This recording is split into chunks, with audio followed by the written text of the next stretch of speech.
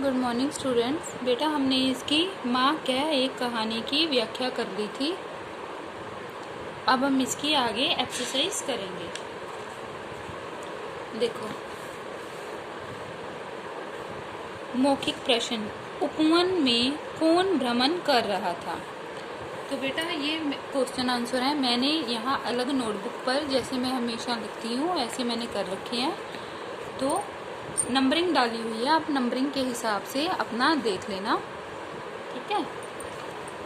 देखो, उपवन में कौन भ्रमण कर रहा था।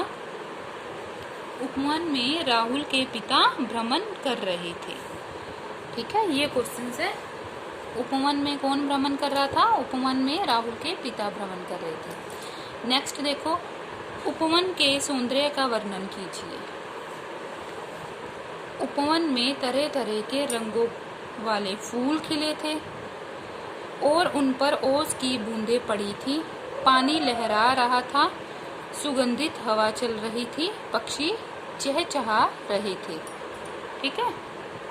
नेक्स्ट, हंस क्यों गिर पड़ा था। एक आखेटक के तीर से बिध कर हंस ऊपर से नीचे गिर पड़ा था। बिध बताया था ना बेटा, जो तीखा औजार होता है। बिंद कर मीन्स जिससे कि उस हंस के तीर लगा था, तीखा तेज जो धार सा था, उससे हंस के जिससे घायल हो गया था। एक आखेटक, आखेटक होता है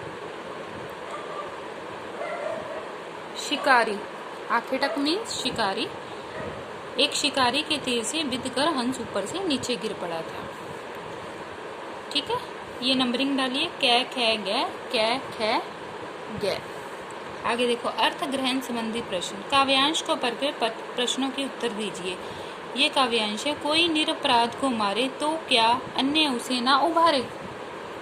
कोई निरपराध को मारे तो क्या अन्य उसे ना उभारे। रक्षक पर भक्षक को वारे, न्याय दया का दानी। अब पहला क्वेश्चन है, निरपराध किसे कहा गया है। किसे कहा गया है। हंस को निरपराध कहा गया है। निरपराध जिसने कोई अपराध नहीं किया होता। किसने नहीं किया था। हंस ने। नेक्स्ट, रक्षक व भक्षक किसे कहा गया है।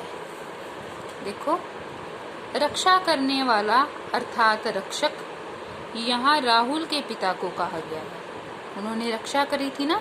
जबकि मार कर खा जाने वाला अर्थात भक्षक, यहाँ शिकारी को कहा गया है। किसको कहा गया है। भक्षक को। शिकारी को भक्षक कहा गया है। आगे देखो, काव्यांश का मूल भाव संक्षेप में लिखें। ये क्या कहना चाहता है काव्यांश। इस काव्यांश का मूल भाव ये है कि हमें किसी निर्दोष को नहीं सताना चाहिए और यदि कोई निर्दोष को मारता है तो उस निर्दोष प्राणी की रक्षा करनी चाहिए। ये इसका काव्यांश है। आगे देखो, एक मिनट, आगे लघु प्रश्न। आखेटक उपवन में क्यों आया था। क्यों आया था, ये है लघु प्रश्न। मैंने हेडिंग दे रखी है। ये क्या क्वेश्चन है।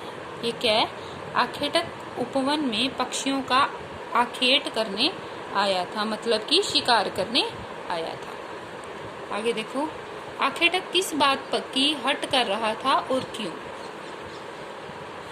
किस बात की कर रहा था। देखो, आखेटक घायल हंस को लेने के लिए हट कर रहा था, क्योंकि उसने अपने तीर से हंस को आहत किया था, मतलब घायल किया था।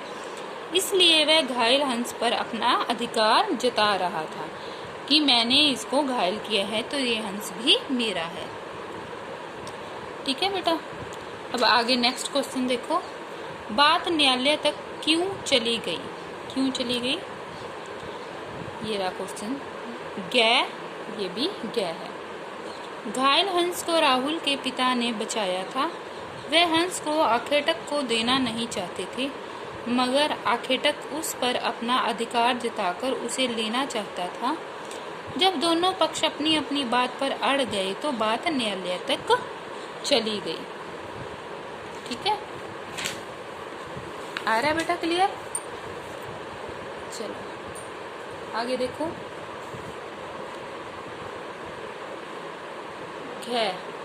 राहुल तू निर्णय कर इसका। ये लाइनें जो निर्णय करने के लिए कौन कह रहा है? पहला, निर्णय करने के लिए राहुल की माँ यशोधरा कह रही है, निर्णय करने के लिए, ठीक है। नंबर 2, किस बात का निर्णय करने के लिए कहा जा रहा है? कि घायल हंस पर पहला अधिकार किसका है, बचाने वाले का या मारने वाले का। तो ये थे हमारे मौखिक और लिखित प्रश्न। इसके आगे के हम नेक्स्ट वीडियो में करेंगे। Okay, thank you.